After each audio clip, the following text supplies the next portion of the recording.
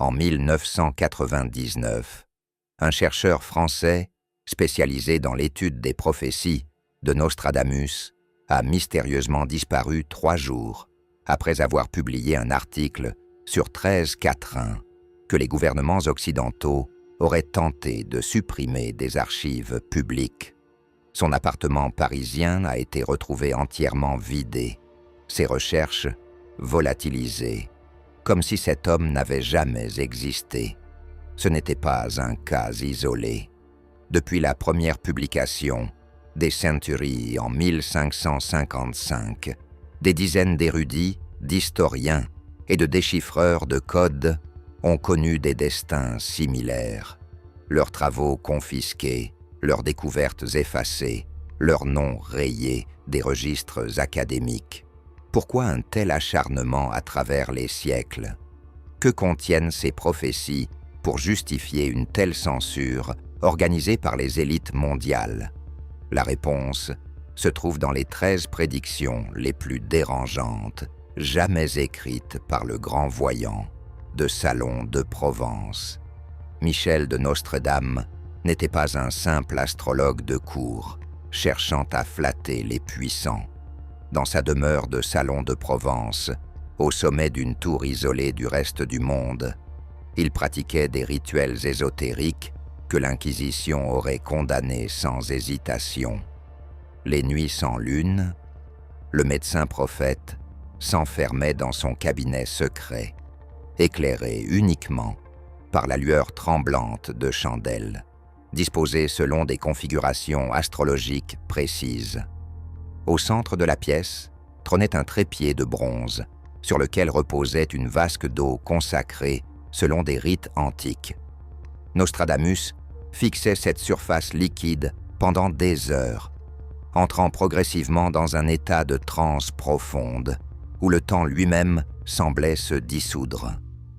C'est dans ces moments de conscience altérée que les visions surgissaient, des images fragmentées du futur qui traversaient les siècles pour venir frapper son esprit comme des éclairs dans la nuit.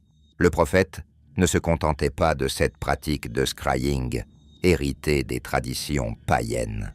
Formé à la Kabbale hébraïque, initié au mystère de l'alchimie hermétique, Nostradamus maîtrisait un savoir interdit que l'Église catholique tentait d'éradiquer avec une violence systématique. Ses calculs astrologiques, d'une précision effrayante, lui permettaient de déterminer les configurations planétaires des siècles à venir. Son exemplaire personnel du Corpus Hermeticum, dissimulé derrière de fausses reliures, contenait des annotations en hébreu et en grec ancien que seuls quelques initiés pouvaient comprendre. Les inquisiteurs le savaient. Ils surveillaient chaque mouvement de cet homme qui dialoguait avec les astres et prétendait lire dans le grand livre du destin.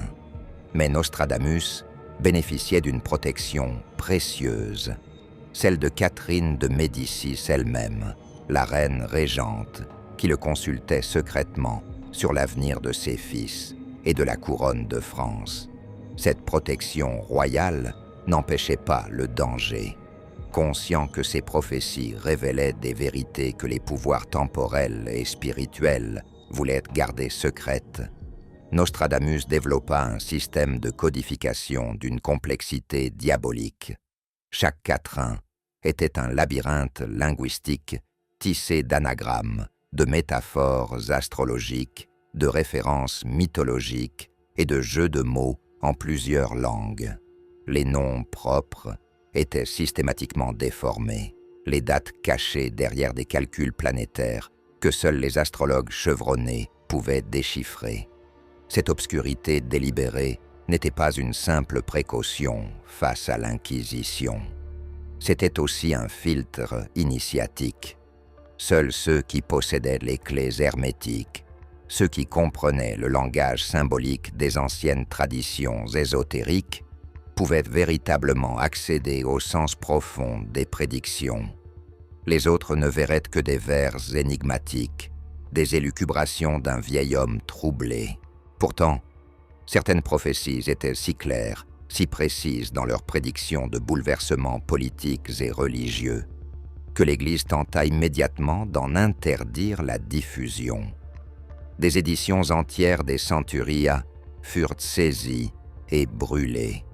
Les libraires qui osaient vendre l'ouvrage risquaient l'excommunication, car plusieurs quatrains annonçaient sans ambiguïté le déclin du pouvoir papal, la chute des monarchies catholiques, l'émergence de forces qui renverseraient l'ordre établi depuis 1000 ans. L'un des passages les plus controversés, soigneusement omis des éditions officielles pendant des décennies, décrivait un temps où les temples seraient déserts et où le peuple se détournerait des anciennes croyances. Pour les autorités ecclésiastiques du XVIe siècle, c'était une hérésie intolérable, une incitation à la rébellion contre l'ordre divin lui-même. L'existence même de Nostradamus était une énigme. Né en 1503 dans une famille de médecins et de savants juifs convertis au catholicisme, Michel de Nostredam avait hérité d'un double savoir, celui de la science médicale européenne et celui des traditions mystiques hébraïques préservées en secret malgré la conversion forcée.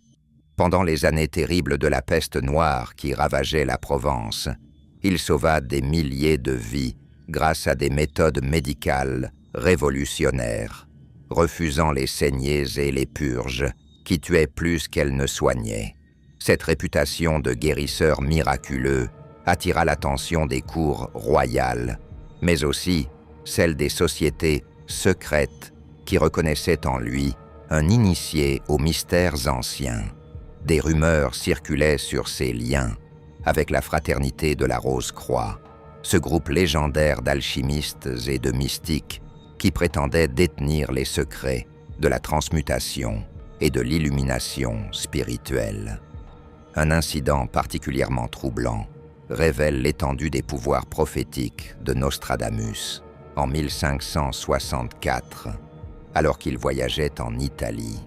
Le prophète croisa un jeune moine franciscain du nom de Felice Peretti.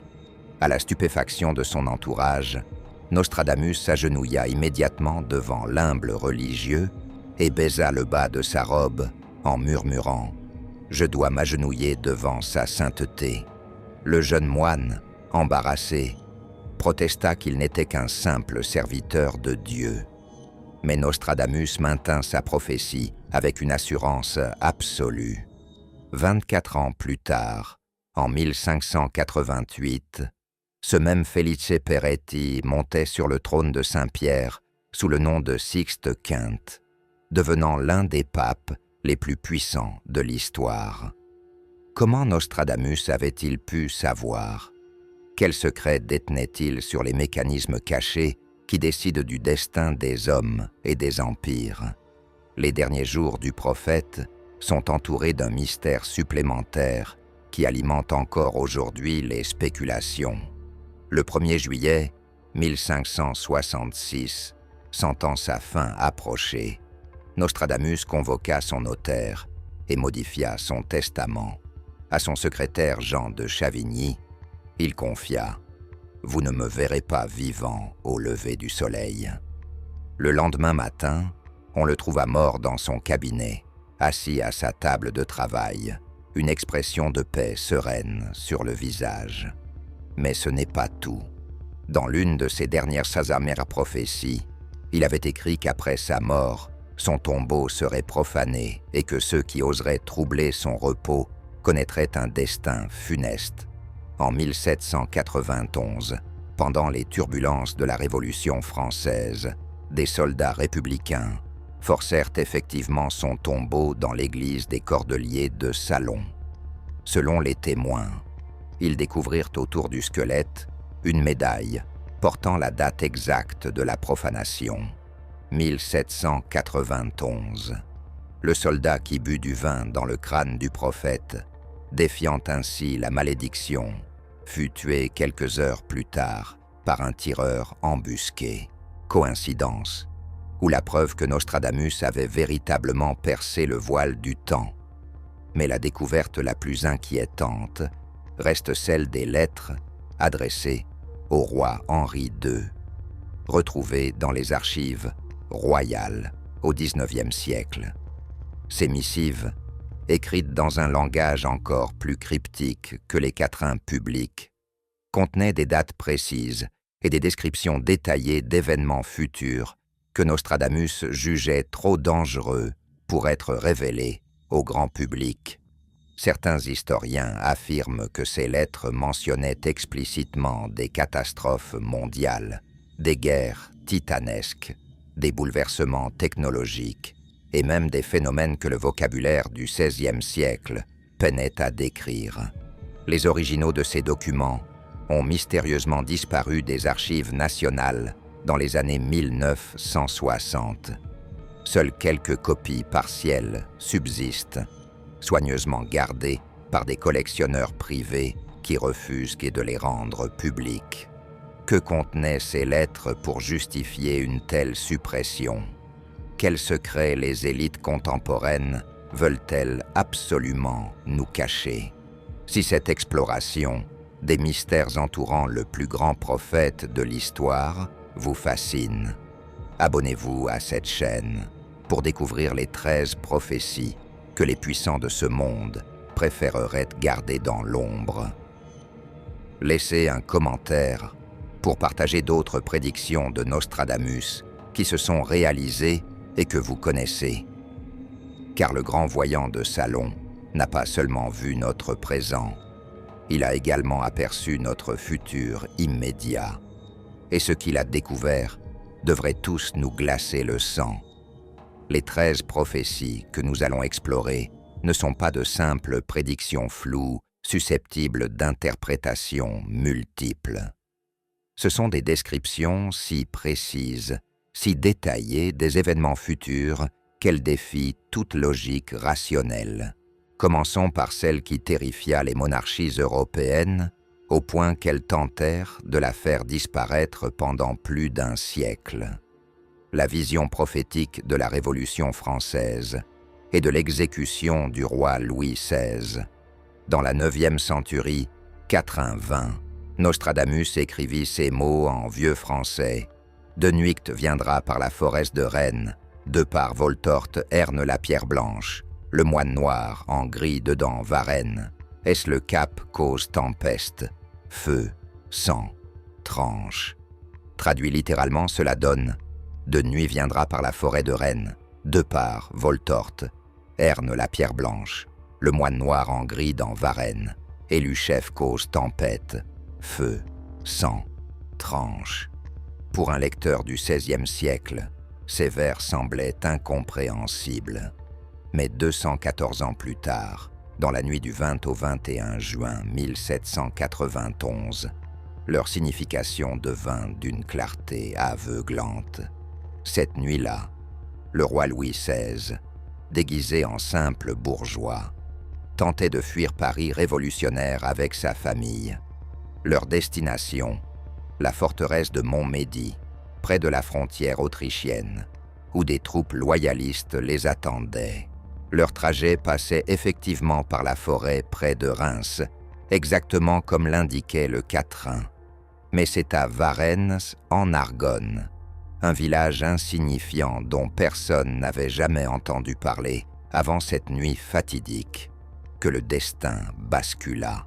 Le maître de poste, Jean-Baptiste Drouet, reconnut le visage du roi sur un assignat, la monnaie révolutionnaire qui portait son portrait. La famille royale fut arrêtée, ramenée à Paris dans l'humiliation, et moins de 2 ans plus tard, la lame de la guillotine tranchait le cou du monarque sur la place de la Révolution.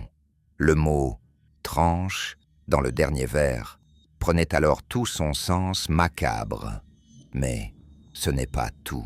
La référence au moine noir en gris désignait le roi lui-même, qui portait un costume gris lors de sa fuite et qui était souvent comparé par ses détracteurs à un moine pour sa piété excessive.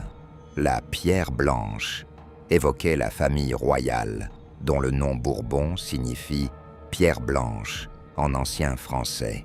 Les cours monarchiques d'Europe, horrifiés par l'exécution de Louis XVI, comprirent immédiatement le danger que représentait ce quatrain. Si les peuples découvraient qu'un prophète avait annoncé 2 siècles à l'avance la chute de la monarchie française, quelles autres têtes couronnées étaient menacées? Des ordres secrets furent émis pour retirer des bibliothèques publiques toutes les éditions des Centuries contenant ce quatrain spécifique. En Angleterre, en Autriche, en Prusse, les censeurs royaux travaillèrent méthodiquement à effacer cette prophétie de la mémoire collective. Certaines éditions furent entièrement réimprimées avec des quatrains modifiés ou supprimés. Mais le savoir interdit à cette propriété remarquable de survivre même aux tentatives les plus acharnées de le détruire. Des copies clandestines circulèrent dans les sociétés secrètes révolutionnaires, alimentant la conviction que le renversement des tyrans était inscrit dans les étoiles elles-mêmes, que le destin cosmique soutenait la cause de la liberté contre l'oppression aristocratique. La deuxième prophétie nous mène vers un homme qui terrorisa l'Europe pendant près de 20 ans et dont le nom résonne encore aujourd'hui comme celui d'un génie militaire sans égal, Napoléon Bonaparte. Dans la 8e centurie, premier quatrain, Nostradamus inscrivit une anagramme qui laissa les érudits perplexes pendant des siècles. Pau nei, l'oron plus feu qu'à cent sera, l'ode nager fuir grand au suré, les agaças entrer refusera, Pampon, Durance les tiendra enfermés. L'énigme résidait dans ces 3 premiers mots, apparemment dénués de sens. Puis, au début du XIXe siècle, un chercheur anonyme fit une découverte stupéfiante. En réarrangeant les lettres de Pau nei loron, on obtenait Napoléon Roy, une graphie archaïque mais parfaitement reconnaissable de Napoléon Roi. Cette révélation provoqua un scandale dans les cercles napoléoniens, car le quatrain décrivait également la chute de cet empereur autoproclamé. Le prophète annonçait qu'un homme de basse extraction s'élèverait plus par le feu de la guerre que par le sang noble, qu'il ferait trembler toute l'Europe, mais qu'il finirait enfermé entre 2 eaux. Une description saisissante de l'exil de Napoléon sur l'île d'Elbe, puis sur l'île de Sainte-Hélène.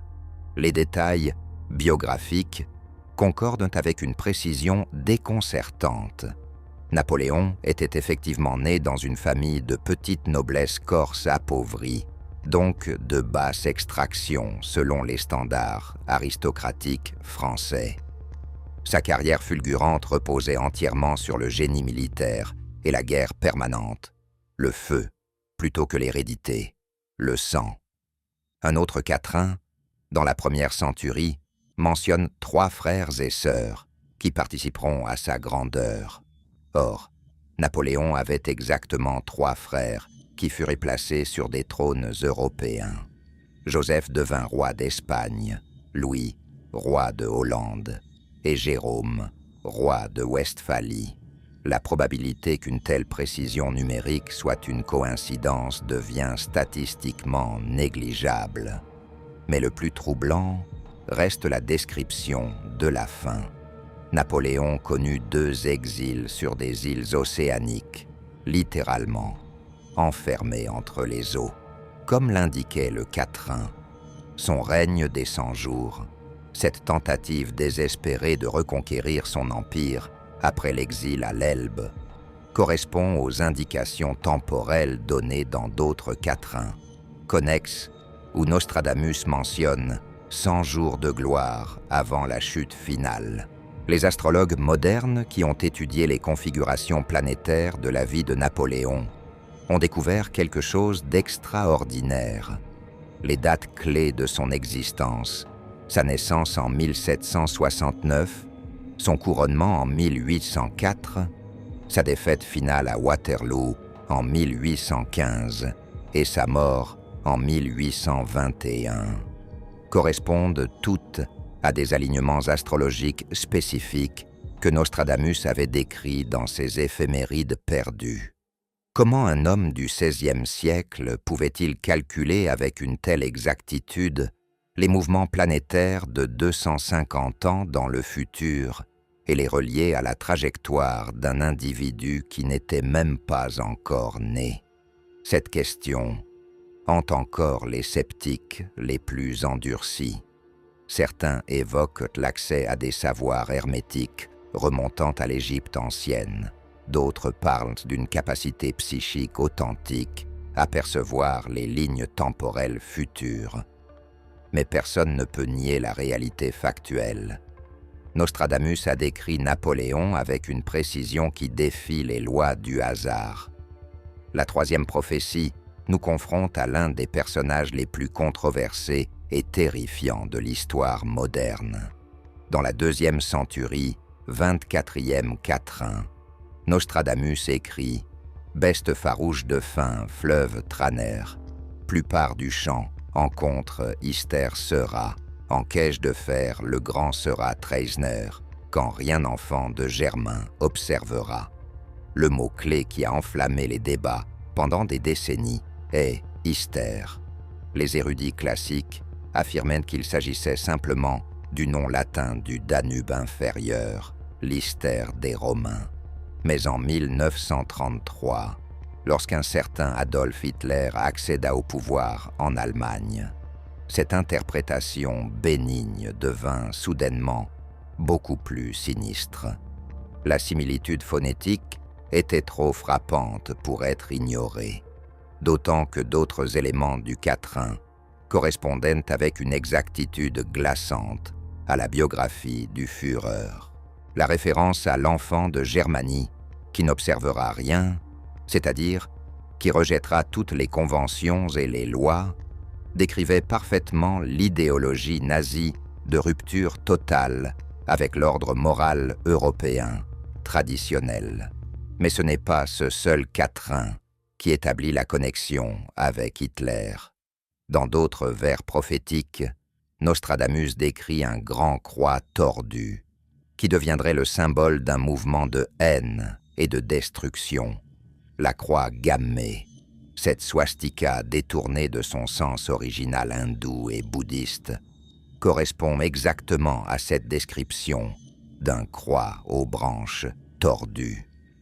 Un autre quatrain mentionne « bête féroce traversant les fleuves », une image qui évoque irrésistiblement les divisions blindées allemandes franchissant les rivières européennes lors de leur blitzkrieg.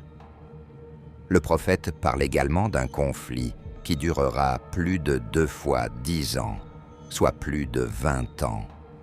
Si l'on compte depuis l'arrivée au pouvoir d'Hitler en 1933 jusqu'à la fin complète des procès de Nuremberg en 1946, on obtient effectivement 13 ans de guerre active plus plusieurs années de conséquences, dépassant largement les 20 ans mentionnés.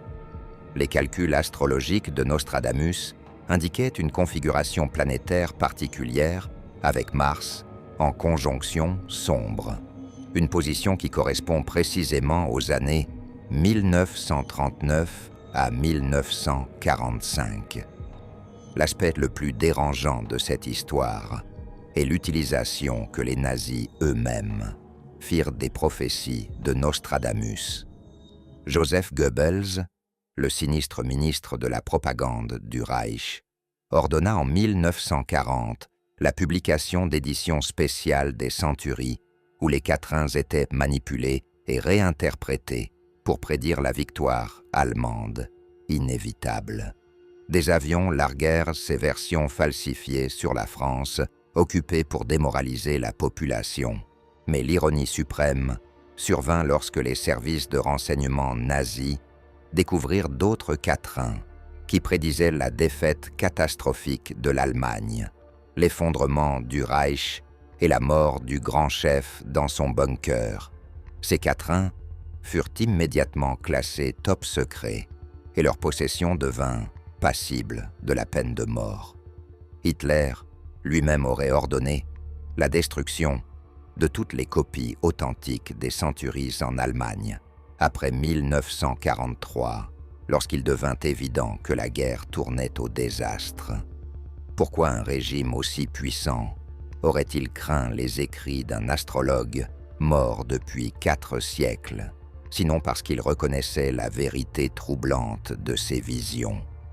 La 4e prophétie nous transporte vers une époque plus récente, celle que beaucoup d'entre vous ont vécue, ou dont ils se souviennent par les récits de leurs parents. Dans la 5e centurie, 81e quatrain, Nostradamus décrit « L'oiseau royal sur la cité solaire, 7 mois de vent fera nocturne augure, mur d'Orient chera tonnerre esclair, 7 jours aux portes les ennemis à l'heure. » Ce quatrain énigmatique resta incompréhensible jusqu'à la fin du XXe siècle. L'oiseau royal désignait l'aigle bicéphale, symbole de l'Empire russe, repris par l'Union soviétique sous une forme modifiée. La cité solaire évoquait Moscou, que les textes médiévaux russes appelaient souvent la ville du soleil levant. Mais c'est la mention du mur d'Orient qui devint cristalline en novembre 1989, lorsque le mur de Berlin s'effondra dans un fracas de tonnerre et d'éclairs de flash photographiques qui illuminèrent le monde entier. Ce mur qui avait divisé l'Europe pendant 48 ans, séparant l'Est communiste de l'Ouest capitaliste, tombait exactement comme Nostradamus l'avait prédit 434 ans plus tôt. Les références temporelles dans d'autres quatrains connexes sont encore plus précises. Nostradamus mentionne 48 années de règne rouge avant l'effondrement. Si l'on compte depuis la consolidation du pouvoir soviétique en 1945 jusqu'à la chute du mur en 1989, on obtient 44 ans, une approximation remarquable. Mais si l'on compte depuis la création officielle de l'Allemagne de l'Est en 1949, on arrive à exactement 40 ans, jusqu'en 1989. Les astrologues ont noté que Nostradamus indiquait également une conjonction de Saturne et Jupiter dans le signe du Capricorne, configuration qui se produisit effectivement entre 1988 et 1990. Le prophète parlait aussi de 7 jours où les ennemis se tiendraient aux portes. Référence possible à la semaine historique du 9 au 15 novembre 1989, lorsque des millions d'Allemands de l'Est traversèrent la frontière dans une euphorie pacifique qui stupéfia le monde entier. Ces 4 prophéties sur les bouleversements politiques majeurs partagent une caractéristique troublante. Elles furent toutes, à différentes époques, censurées, supprimées ou manipulées par les autorités en place. Les monarchies tentèrent d'effacer la prédiction sur Louis XVI. Napoléon interdit certaines éditions des Century. Les nazis brûlèrent les exemplaires authentiques. Les soviétiques classèrent l'étude de Nostradamus comme propagande occidentale décadente et emprisonnèrent les chercheurs qui osaient s'y intéresser. Pourquoi cette peur récurrente à travers les siècles? Parce que ces prophéties révèlent une vérité dérangeante. Les empires, aussi puissants soient-ils, sont éphémères. Les dictateurs, aussi terrifiants soient-ils, sont mortels. Et surtout, parce que quelqu'un savait, quelqu'un au XVIe siècle avait vu leur chute avant même leur ascension. Cette connaissance représente une menace existentielle pour tout pouvoir absolu, car elle démontre qu'aucun règne n'échappe au regard implacable du destin. Mais ces bouleversements politiques, aussi dramatiques soient-ils, ne sont que la partie émergée de l'iceberg. Les prophéties les plus terrifiantes de Nostradamus concernent autre chose, des catastrophes d'une ampleur telle qu'elles éclipsent même les guerres mondiales. et c'est précisément ces prédictions-là que les élites contemporaines s'acharnent le plus à cacher. Les empires tombent, les rois perdent leur tête, mais il existe une force encore plus implacable que les révolutions humaines. La fureur des éléments et les catastrophes qui réduisent en cendres des civilisations entières en quelques heures. Nostradamus ne s'est pas contenté de prédire les bouleversements politiques. Il a également vu les flammes, les explosions, les radiations invisibles et les effondrements qui marqueraient l'histoire humaine de cicatrices indélébiles.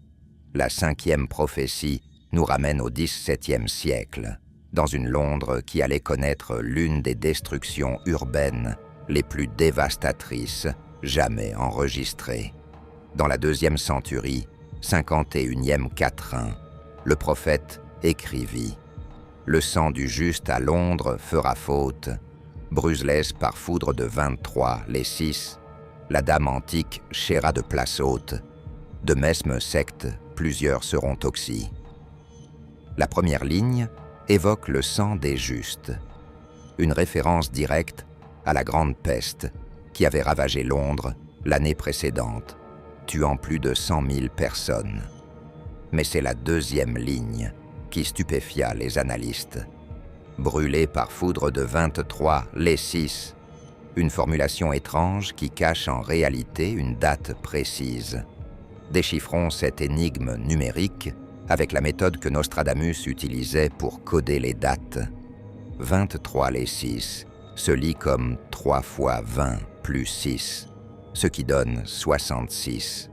L'année 1666. Le 2 septembre de cette année-là, dans une modeste boulangerie de Pudding Lane appartenant à Thomas Fariner, boulanger du roi, un four mal éteint déclencha un incendie qui allait consumer 87 églises, 13 000 maisons et laisser 70 000 personnes sans abri. Le feu se propagea avec une violence inouïe pendant 4 jours, créant des tempêtes de flammes qui transformèrent la ville médiévale en un enfer dantesque. Les témoins racontèrent que les pierres elles-mêmes éclataient sous la chaleur, que la Tamise bouillonnait, que le ciel nocturne était aussi lumineux que le jour. La dame antique du quatrain désignait la vieille cathédrale Saint-Paul, joyau architectural médiéval qui s'effondra dans les flammes, ses cloches fondant et coulant comme des rivières de métal en fusion dans les rues en contrebas. Ce qui rend cette prophétie particulièrement troublante, c'est que plusieurs conseillers du roi Charles II avaient lu ce quatrain et tenté d'avertir la cour.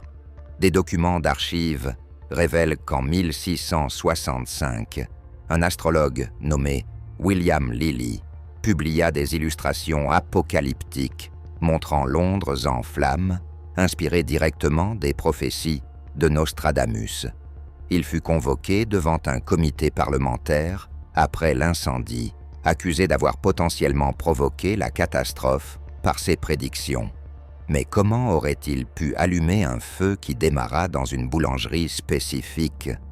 L'ironie tragique est que si les autorités avaient pris au sérieux l'avertissement prophétique, au lieu de le ridiculiser, des mesures préventives auraient pu être prises. Élargissement des rues, construction en pierre plutôt qu'en bois, système de coupe-feu. Mais l'orgueil humain refuse toujours d'accepter que l'avenir puisse être connu avant qu'il ne se produise.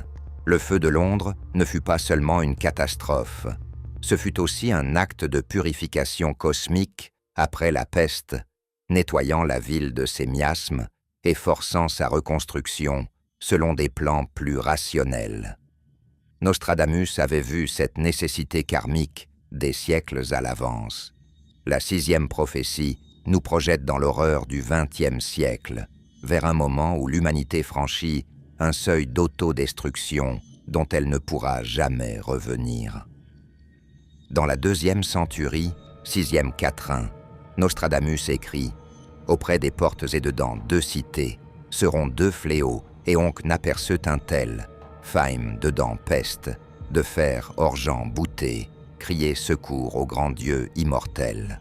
Les deux cités et les deux fléaux restèrent une énigme jusqu'au 6 août 1945, lorsque le bombardier Enola Gay largua Little Boy sur Hiroshima. 3 jours plus tard, Bockscar déposa Fat Man sur Nagasaki. 2 villes japonaises, 2 bombes atomiques, 2 fléaux d'une nature jamais vue auparavant dans l'histoire humaine. Le quatrain décrit un feu du ciel, d'une intensité jamais aperçue, une formulation parfaite pour décrire la boule de feu thermonucléaire qui vaporisa instantanément des dizaines de milliers de personnes, laissant seulement leurs ombres imprimées sur les murs par le flash radioactif. Mais c'est la description des effets qui glace véritablement le sang. Fin dedans peste, de fer orgeant bouté, décrit avec une exactitude médicale les symptômes du syndrome d'irradiation aiguë que les survivants, les hibakusha, endurèrent pendant des semaines et des mois. La faim à l'intérieur évoque la destruction des cellules intestinales par les radiations, rendant impossible l'absorption de nourriture. La peste désigne les hémorragies massives, les infections opportunistes causées par l'effondrement du système immunitaire. Le fer représente les fragments de métal radioactifs qui pénétrèrent les corps et continuèrent à les empoisonner de l'intérieur. Les médecins japonais, confrontés à ces symptômes inconnus, crurent d'abord à une maladie mystérieuse, une peste atomique, qu'aucun manuel médical ne décrivait. Comment Nostradamus, 400 ans avant la découverte de la radioactivité, pouvait-il décrire avec une telle précision clinique les effets physiologiques de l'exposition aux radiations gamma? Cette question hante encore les historiens de la médecine nucléaire. Un détail encore plus dérangeant émerge des archives militaires américaines déclassifiées dans les années 1990. Apparemment, un groupe de conseillers occultes travaillant pour le projet Manhattan avait étudié les prophéties de Nostradamus et identifié ce quatrain spécifique avant les bombardements d'Hiroshima et Nagasaki. Certains documents suggèrent que le choix de larguer 2 bombes plutôt qu'une seule fut en partie influencé par cette prophétie qui mentionnait explicitement 2 fléaux et 2 cités. Les militaires américains auraient voulu vérifier si Nostradamus avait réellement prévu l'événement ou s'il s'agissait d'une coïncidence. Après la guerre, le Pentagone commanda secrètement une analyse complète de tous les quatrains pouvant concerner les armes atomiques.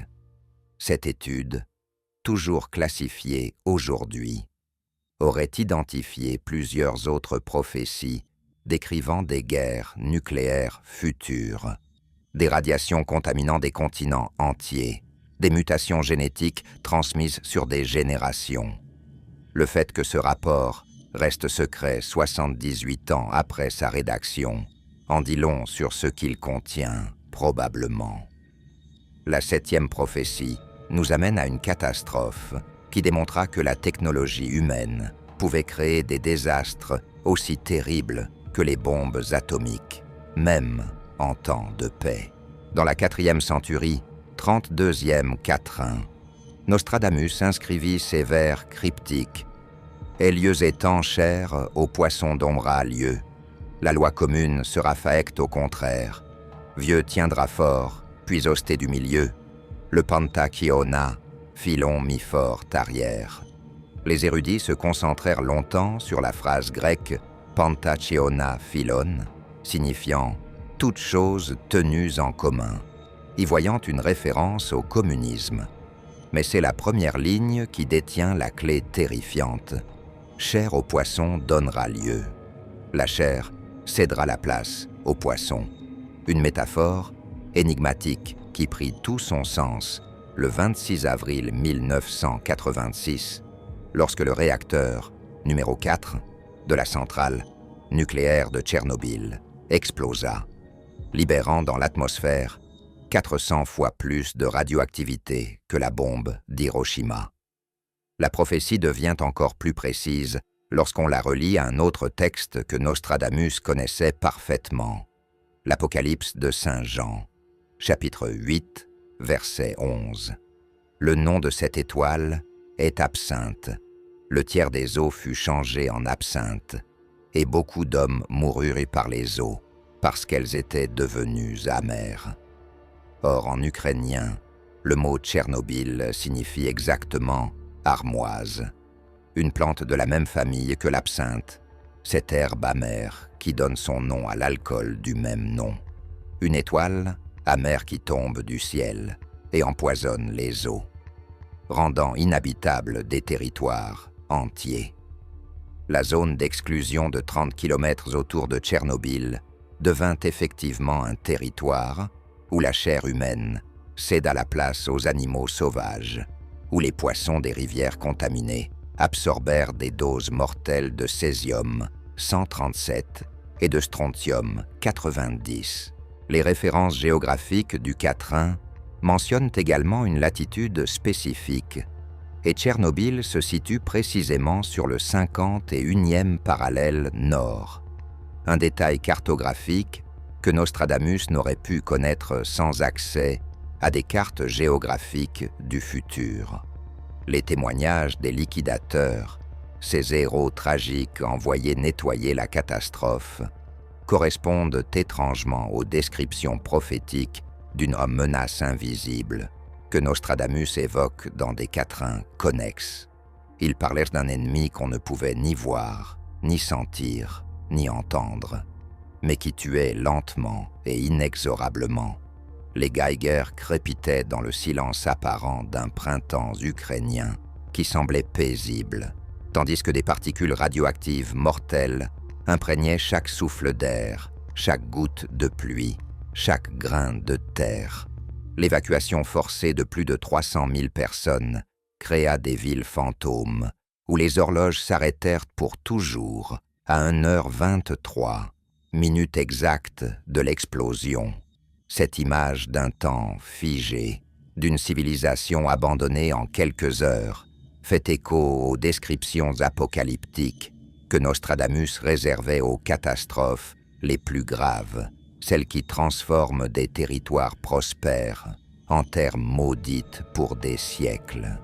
La 8e prophétie nous confronte à l'un des événements les plus traumatisants du XXIe siècle, un jour qui changea le cours de l'histoire moderne et lança 2 décennies de guerre dont les conséquences se font encore sentir aujourd'hui.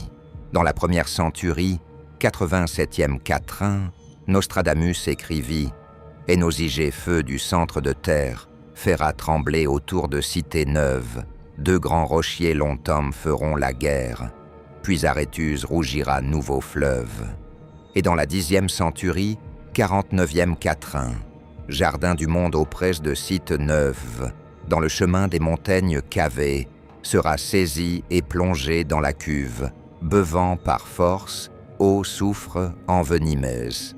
La cité neuve désigne clairement New York, dont le nom signifie littéralement nouvelle ville. Mais ce sont les détails qui suivent qui provoquent des frissons d'effroi. Le feu du centre de la terre qui fait trembler la ville. Les 2 grands rochers qui longtemps feront la guerre. Le tout se produisant au début du nouveau millénaire. Le 11 septembre 2001, 19 terroristes détournèrent 4 avions commerciaux et transformèrent ces appareils en missiles dirigés vers des symboles de la puissance américaine. Les tours jumelles du World Trade Center, ces 2 grands rochers, de 110 étages chacune, furent frappées à 46 minutes d'intervalle. L'impact créa des boules de feu qui jaillirent du centre des bâtiments, tandis que le sol de Manhattan tremblait, comme lors d'un séisme lorsque les tours s'effondrèrent dans un rugissement apocalyptique. Les images de ce jour, diffusées en direct dans le monde entier, montrèrent exactement ce que Nostradamus avait décrit. Une ville en feu, des nuages de poussière et de cendres recouvrant tout, des gens buvant par force, l'air toxique, chargé de particules d'amiante, de béton pulvérisé et de produits chimiques brûlés. Les pompiers et secouristes qui travaillèrent sur Ground Zero développèrent par milliers des cancers et des maladies respiratoires causées par l'inhalation prolongée de ces eaux soufrées empoisonnées. Métaphore prophétique pour l'air contaminé qui empoisonna leurs poumons. La référence aux montagnes Cavez dans le chemin évoque avec une précision glaçante les grottes de Tora Bora en Afghanistan où Oussama Ben Laden se cachait, dirigeant son réseau terroriste depuis ces montagnes creusées de tunnels.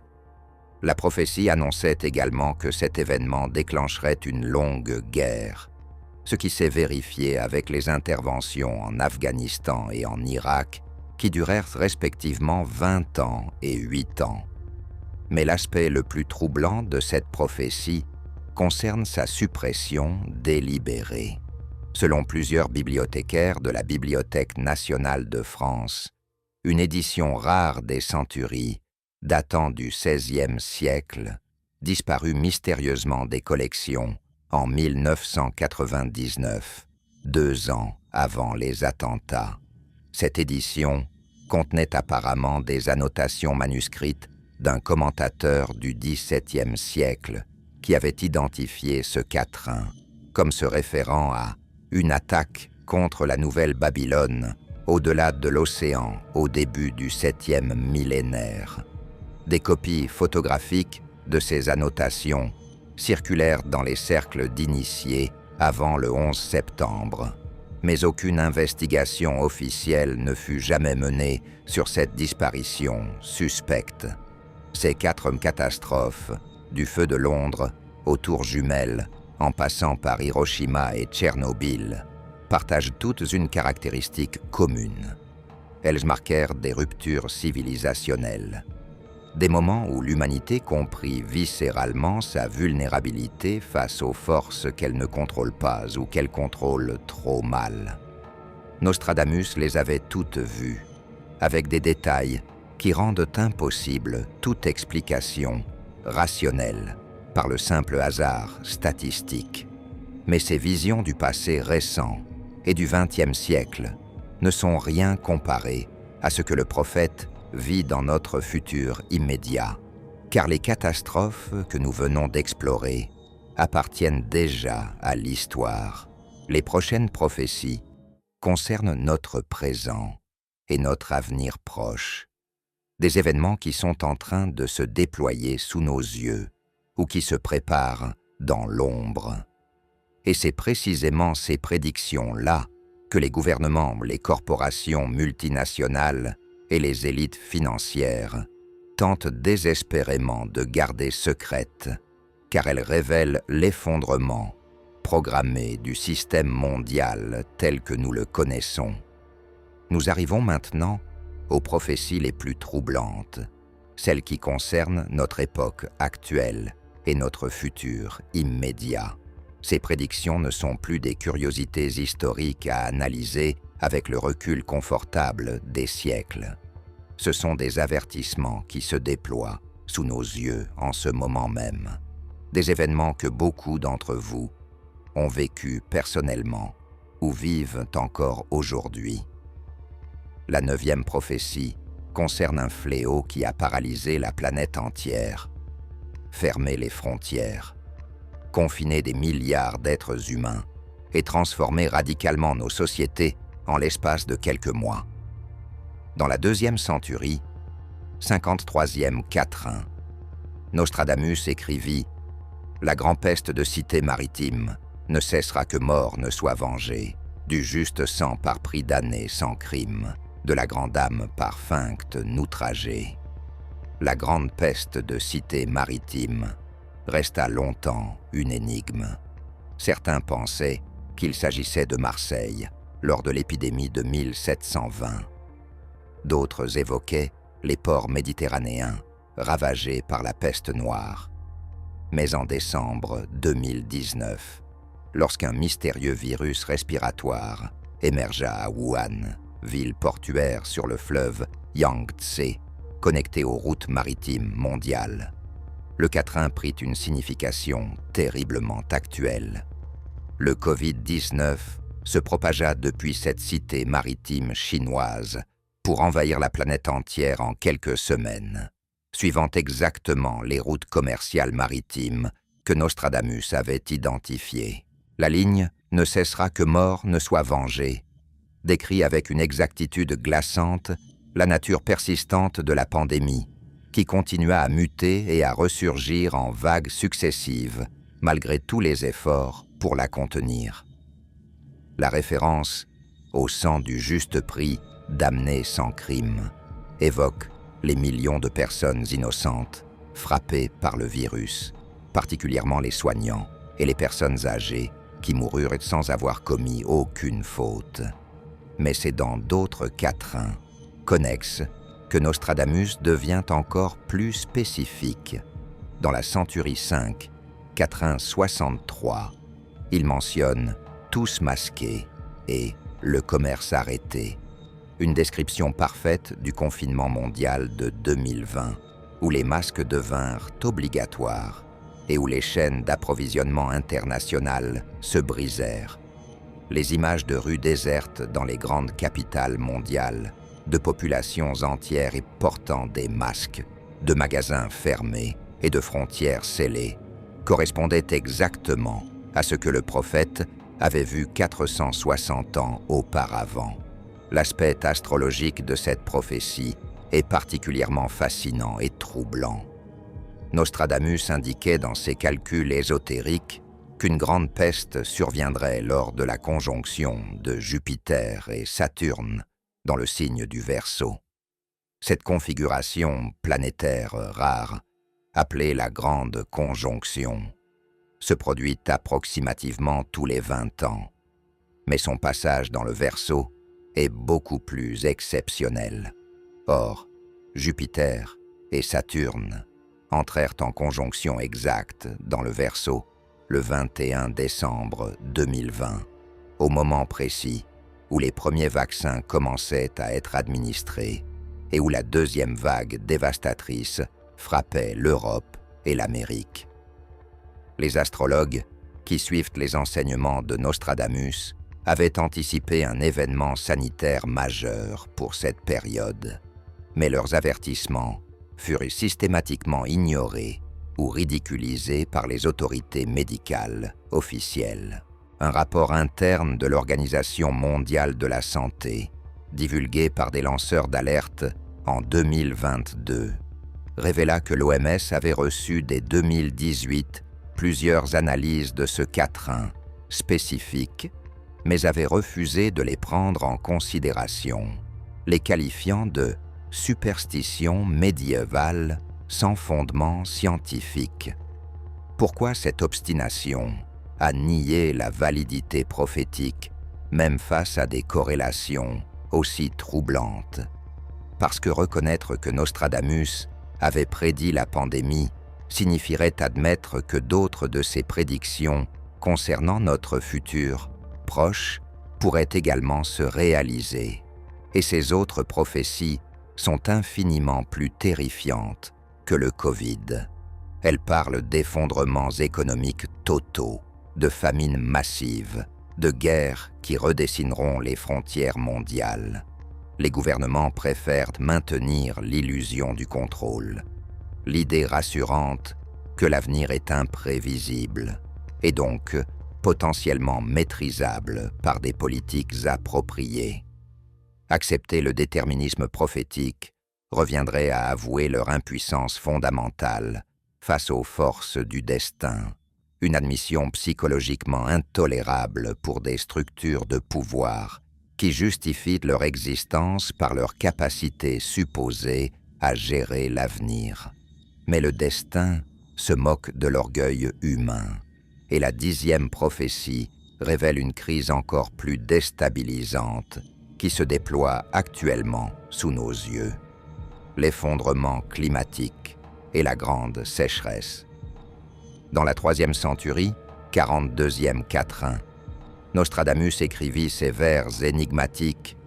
L'enfant naîtra à 2 dents en la gorge, pierres en Toscane par pluie tomberont. Peu d'ans après ne sera bled ni orge, pour saouler ceux qui de faim failliront. La première ligne, l'enfant naîtra à 2 dents en la gorge, est une métaphore médicale puissante. Dans les traditions ésotériques que Nostradamus maîtrisait, un enfant né avec des dents symbolisait la prématurité forcée, une naissance avant le temps naturel.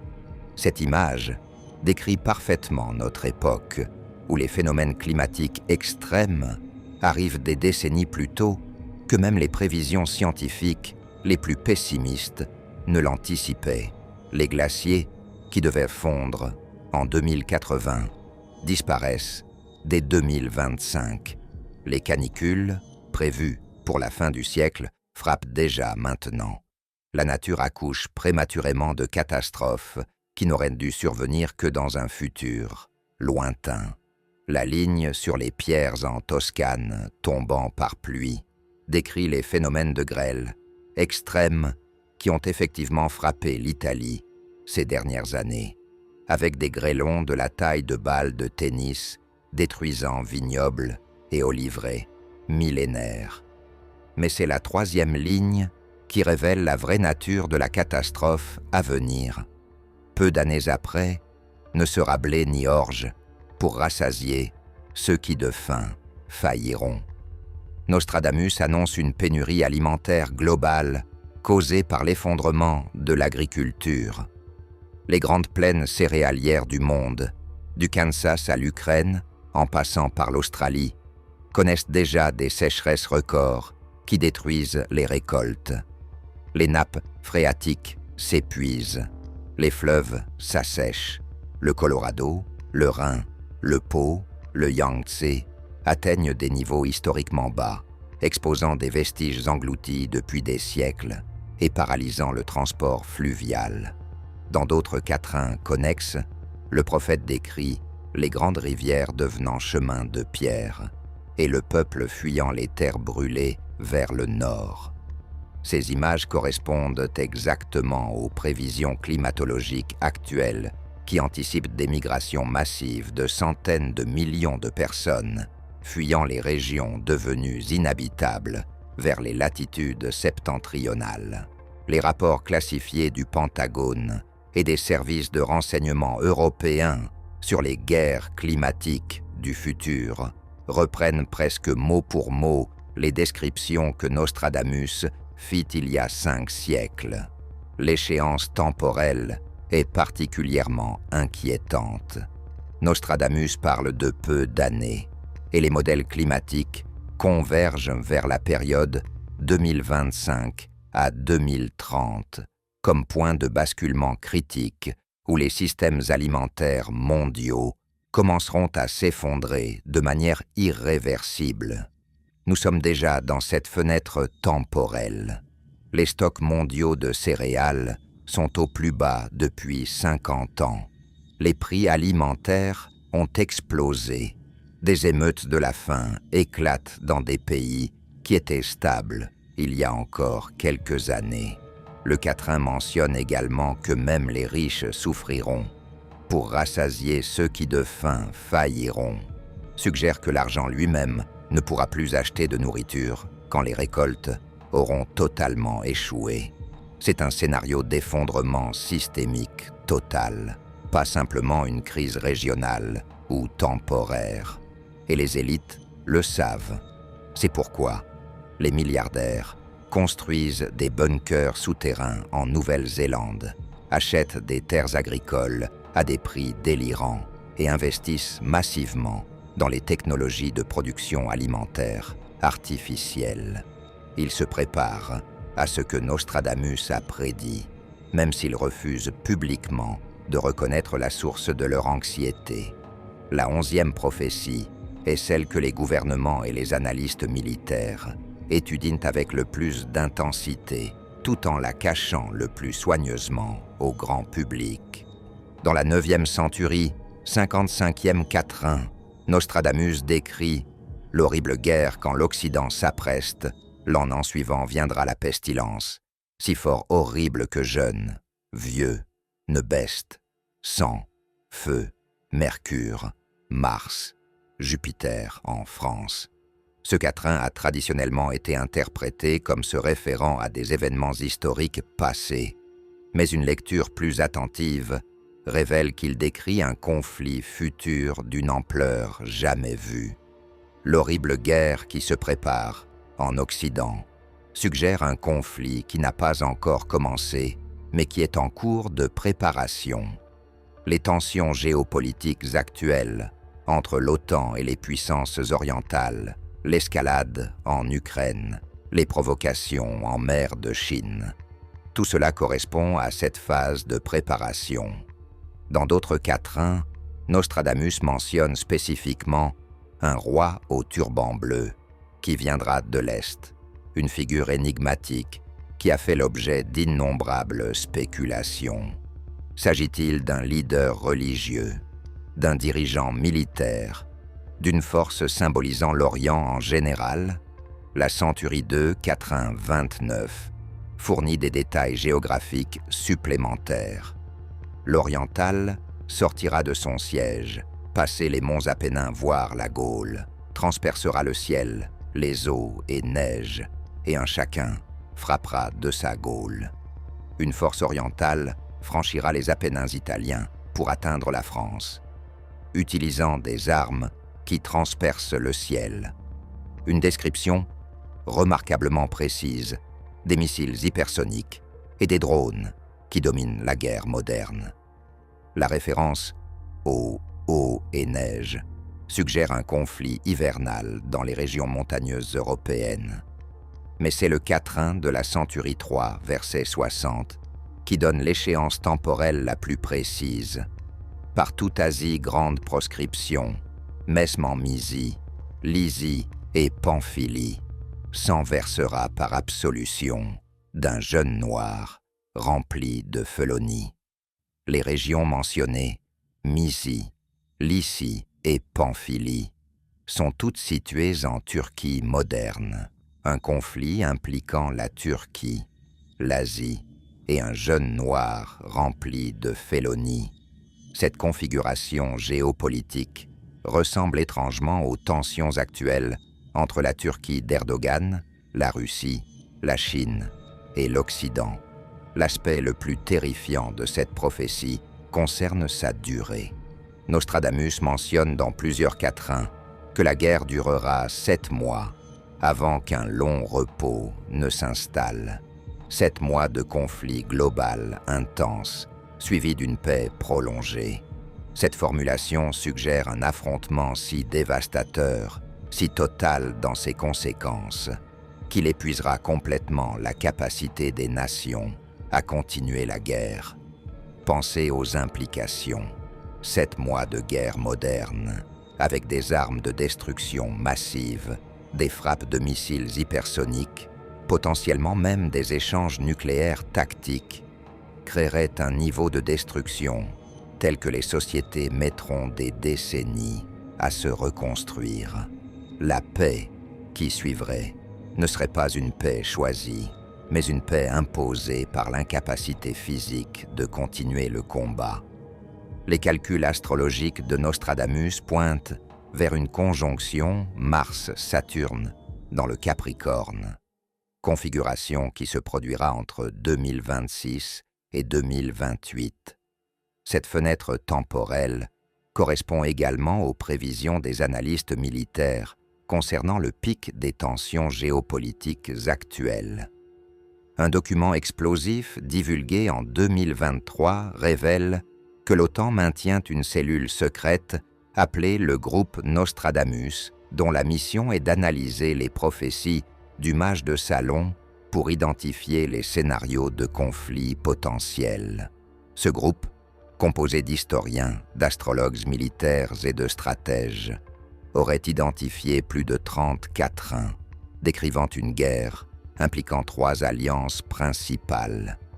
Une coalition occidentale, un bloc oriental dirigé par la Chine et la Russie, et une faction du Moyen-Orient dirigée par ce mystérieux roi au turban bleu.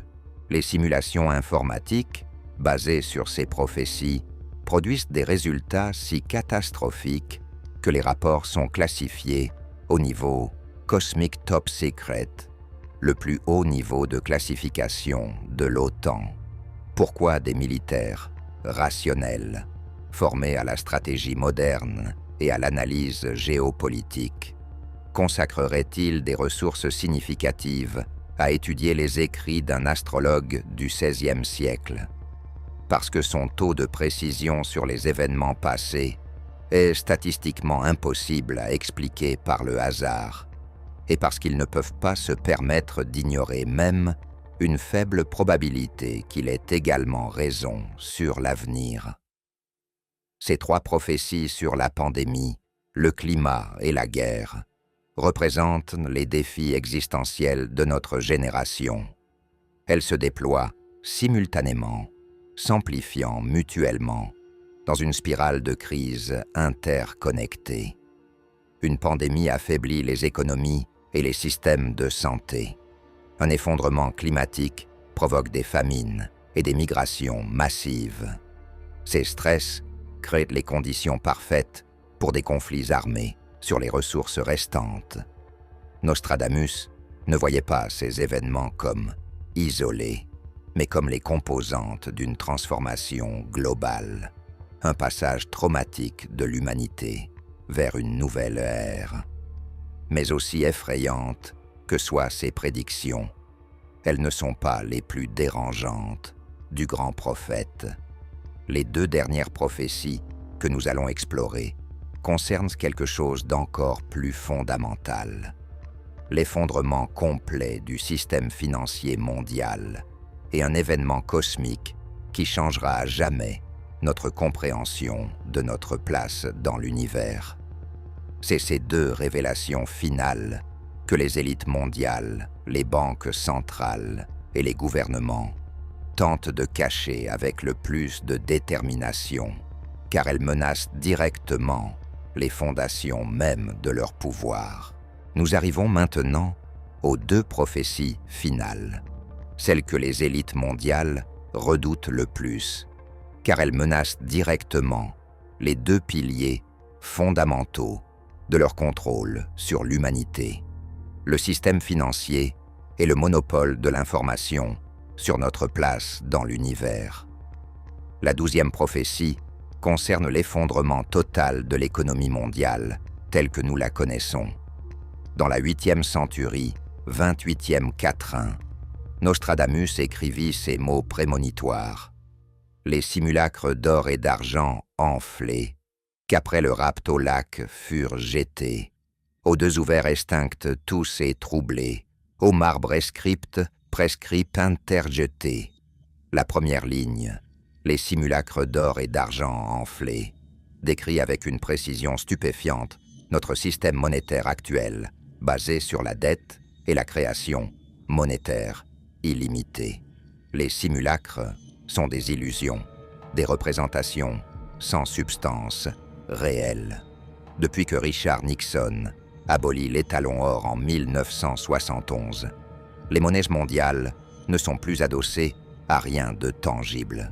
Ce sont littéralement des illusions gonflées, des chiffres électroniques multipliés à l'infini par les banques centrales à travers le quantitative easing et l'impression monétaire massive. Nostradamus avait vu cette fraude cosmique 5 siècles avant qu'elle ne soit institutionnalisée. La suite du quatrain devient encore plus glaçante. Après le rapt au lac furent jetés, au découvert éteint, tous et troublés. Cette image du rapt au lac évoque le moment où la vérité sera révélée, où les illusions seront jetées dans l'eau et s'éteindront. En termes économiques modernes, cela décrit parfaitement un effondrement systémique où la confiance dans les monnaies fiduciaires s'évapore soudainement, lorsque les gens réalisent collectivement que leur argent ne vaut rien, que les chiffres sur leurs comptes bancaires sont de simples entrées électroniques sans contrepartie réelle. Le système entier s'effondre en quelques heures. Nous avons vu des aperçus de ce phénomène lors des crises bancaires en Grèce, au Liban, en Argentine.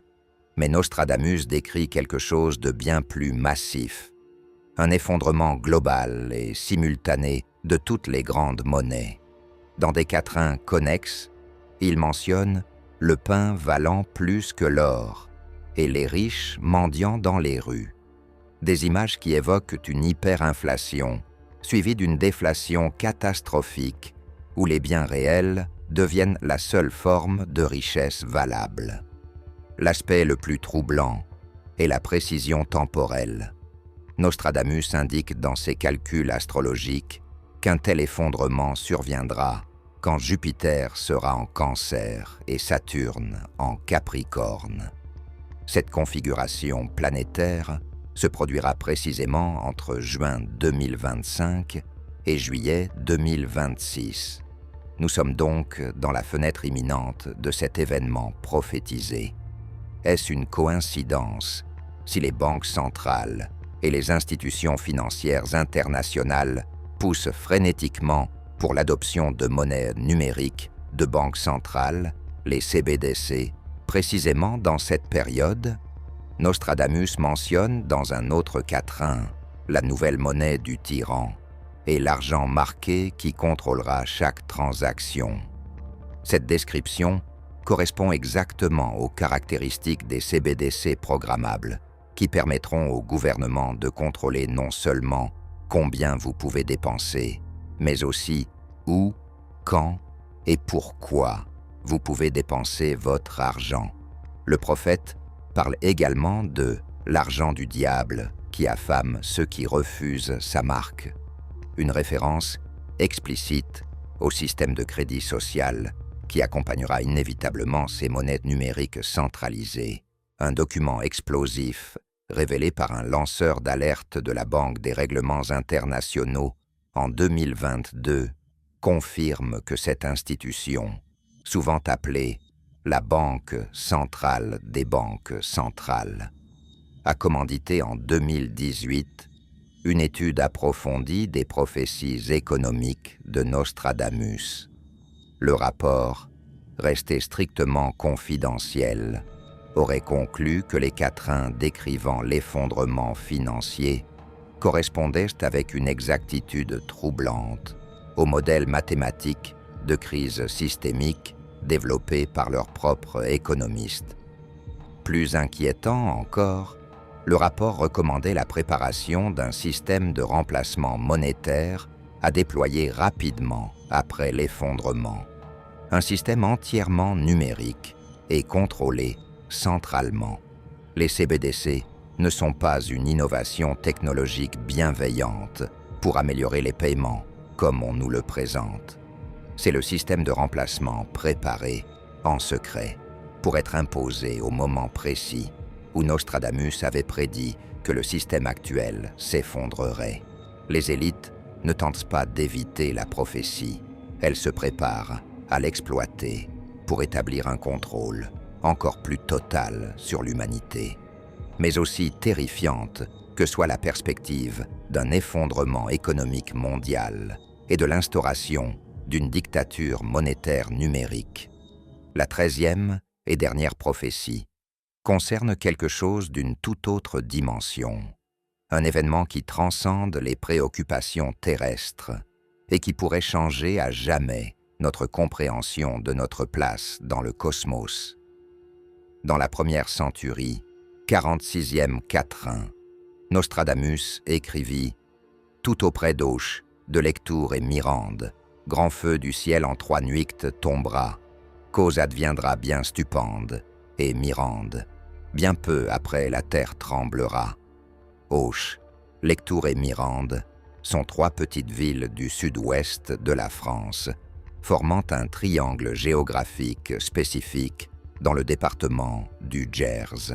Pourquoi Nostradamus mentionnerait-il avec une telle précision ces localités obscures? Parce qu'il décrit l'emplacement exact où surviendra un phénomène extraordinaire. Un grand feu du ciel tombera pendant 3 nuits. Cette description d'un phénomène lumineux céleste durant 3 nuits consécutives ne correspond à aucun phénomène naturel connu, ni météorite, ni aurore boréale, ni phénomène atmosphérique terrestre. La ligne suivante est encore plus révélatrice. La cause semblera stupéfiante et merveilleuse. Nostradamus utilise le mot « mirande », qui signifie à la fois merveilleux et étrange, quelque chose qui dépasse l'entendement humain. Il ne dit pas que ce sera un désastre ou une catastrophe, mais quelque chose de stupéfiant, quelque chose qui défiera nos catégories de compréhension. Dans son épître dédicatoire au roi Henri II, Nostradamus fait référence à des événements qui surviendront au 7e millénaire, c'est-à-dire notre époque actuelle selon le calendrier hébraïque qu'il utilisait pour ses calculs. Il mentionne spécifiquement les rois venus de l'Orient qui apporteront une lumière nouvelle. Cette formulation ambiguë a été interprétée de multiples façons à travers les siècles. Des conquérants asiatiques, une renaissance spirituelle orientale, ou, selon les interprétations les plus audacieuses, un contact avec une intelligence non terrestre. Le prophète écrit également dans un quatrain connexe « De l'Orient viendra le cœur punique, Fachéradri et les Ouars romulides, accompagnés de la classe libyque, Tremblay mélite, et proche Zis le Vuide ». La mention d'une flotte libyque accompagnant ces rois de l'Orient a longtemps semblé absurde dans un contexte militaire traditionnel. Mais si l'on interprète « flotte » non pas comme des navires terrestres, mais comme une flotte céleste, des objets volants, alors le quatrain prend une signification radicalement différente. Des chercheurs en ufologie ont noté que plusieurs observations majeures d'OVNI se sont produites précisément dans la région du triangle Auch-Lectoure-Mirande entre 1950 et 2010. En 1954, une vague massive d'observations traversa cette région exacte, avec des centaines de témoins décrivant des objets lumineux, manœuvrant de manière impossible selon les lois de la physique connues. Plus troublant encore, des documents déclassifiés de la NASA révèlent qu'en 1992, l'agence spatiale américaine commanda secrètement une étude sur les prophéties de Nostradamus concernant les phénomènes célestes inexpliqués. Le rapport, partiellement censuré lors de sa divulgation en 2015, conclut que plusieurs quatrains décrivaient des événements correspondant à des observations d'objets non identifiés et recommandait une surveillance accrue des zones géographiques mentionnées par le prophète. Certains chercheurs ésotériques avancent une théorie encore plus radicale. Nostradamus lui-même aurait été un contacté, quelqu'un qui reçut des informations d'une intelligence non humaine. Cette hypothèse expliquerait comment il put obtenir des connaissances qui dépassaient de plusieurs siècles les capacités scientifiques de son époque. Comment aurait-il pu décrire les effets de l'irradiation nucléaire, les pandémies virales mondiales, les monnaies numériques, sans accès à une source d'information transcendant les limitations temporelles ordinaires? Dans ses écrits privés, découverts au XIXe siècle, Nostradamus mentionne des êtres de lumière qui lui apparurent dans son cabinet lors de ses transes prophétiques, des entités qui lui montrèrent le livre du temps déployé comme un rouleau sans fin. Ces descriptions ressemblent remarquablement aux témoignages modernes de contactés qui affirment recevoir des informations d'intelligences extraterrestres. La prophétie du grand feu du ciel pendant 3 nuits pourrait donc représenter non pas une catastrophe, mais un contact ouvert, un événement de divulgation où l'humanité entière verrait simultanément la preuve irréfutable que nous ne sommes pas seuls dans l'univers. l'impact d'un tel événement serait absolument cataclysmique pour les structures de pouvoir existantes. Toutes les religions organisées verraient leurs dogmes fondamentaux remis en question. Tous les gouvernements perdraient instantanément leur légitimité s'il était révélé qu'ils ont caché pendant des décennies l'existence d'intelligences non humaines. Le système économique basé sur la rareté artificielle s'effondrerait si des technologies avancées étaient révélées. C'est pourquoi cette 13e prophétie est peut-être la plus dangereuse de toutes pour les élites. Elle annonce non pas leur défaite militaire ou économique, mais leur obsolescence complète. Nostradamus termine son épître à Henri II par ces mots énigmatiques. Et alors commencera une ère nouvelle, et les anciens pouvoirs seront balayés comme poussière au vent, car l'humanité aura enfin ouvert les yeux sur sa véritable nature et sa place dans le cosmos infini. Cette transformation ne peut être empêchée par la censure, les armées ou l'argent. Elle est inscrite dans la structure même du temps. 13 prophéties, 13 avertissements codés à travers les siècles. De la chute des rois à l'effondrement des monnaies, des catastrophes nucléaires aux pandémies mondiales, de l'effondrement climatique au contact cosmique.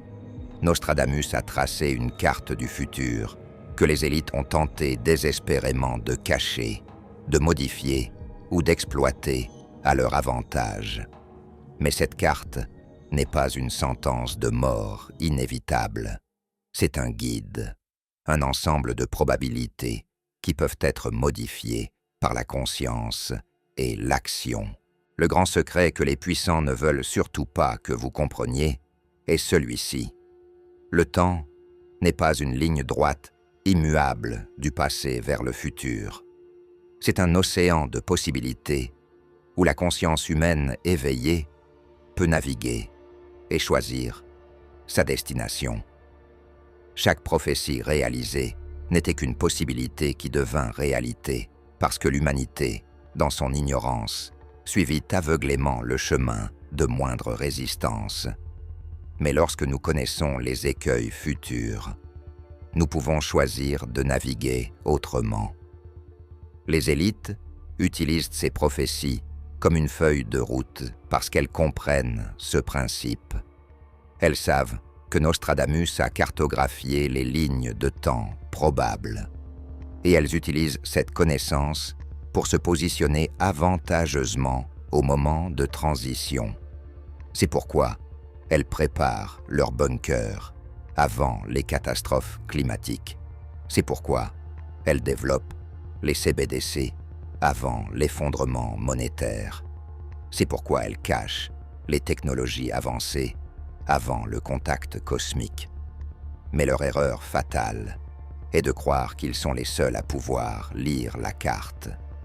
Lorsque des millions, puis des milliards d'êtres humains ordinaires commencent à comprendre les patterns, à voir les signes, à reconnaître les cycles, alors le pouvoir change de main.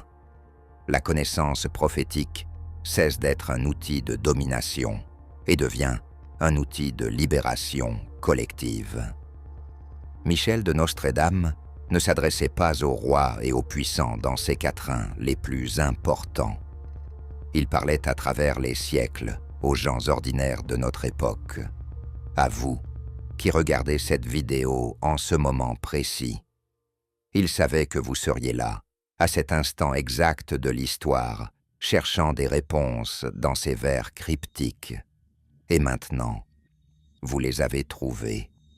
Si ce voyage à travers les prophéties interdites vous a ouvert les yeux sur la véritable nature de notre époque et de notre avenir immédiat, alors abonnez-vous à cette chaîne. Les révélations ne font que commencer. Laissez un like si cette exploration a changé votre perspective sur les événements actuels. Écrivez en commentaire laquelle de ces 13 prophéties vous a le plus choqué. Et surtout, dites-nous si vous croyez que les élites utilisent activement ces connaissances pour manipuler le cours des événements mondiaux. Car c'est la question fondamentale. Sommes-nous les spectateurs passifs d'un destin écrit dans les étoiles?